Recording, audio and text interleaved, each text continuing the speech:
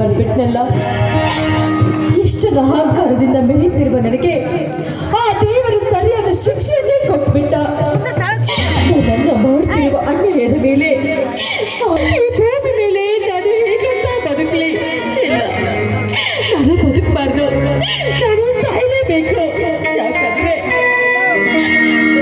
ಅಂತವರ ತಂಗಿಯಾಗಿ ಜನ್ಮ ತಾಳೆ ಬಂದಿರುವ ನನ್ನಂತ ಹೆಣ್ಣಿನಿಂದ ಈ ಸಮಾಜಕ್ಕೆ ತುಂಬಾನೇ ತೊಂದರೆ. ಅಮ್ಮ ದುರ್ಗಾ ಪರಮೇಶ್ವರಿಯೇ, ಇನ್ನು ಮುಂದಿನ ಜನ್ಮ ಆಗ್ತಿದ್ರೆ ಒಳ್ಳೆ ಮನಸ್ಸಿನಲ್ಲಿ ನನ್ನನ್ನು ಹುಟ್ಟಿಸಮ್ಮ, ಹುಟ್ಟಿಸು.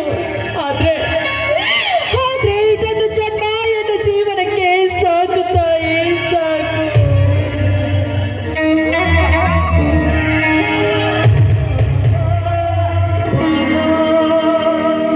ವಿಷ ಕುಡಿದು ಸಾಯುವಂತ ತೊಂದರೆ ನಿನಗೇನಾಗಿದೆ ಅಮ್ಮ? ನನ್ನ ಬಾಡಿಗೆ ನನಗೆ ಬಿಟ್ಬಿಡು. ಎಷ್ಟೇ ಆದ್ರೂ ನಾನು ಶೀಲವನ್ನು ಕಳೆದುಕೊಂಡ ಹೆಣ್ಣು. ಈ ಭೂಮಿ ಮೇಲೆ ಬದುಕಿರಬಾರ್ದು. ನನ್ನ ಬಾಡಿಗೆ ನನ್ನನ್ನು ಬಿಟ್ಬಿಡಿ. ಸಾವು ಬಂದು ಎಲ್ಲದಕ್ಕೂ ಪರಿಹಾರ ಅಲ್ಲಮ್ಮ.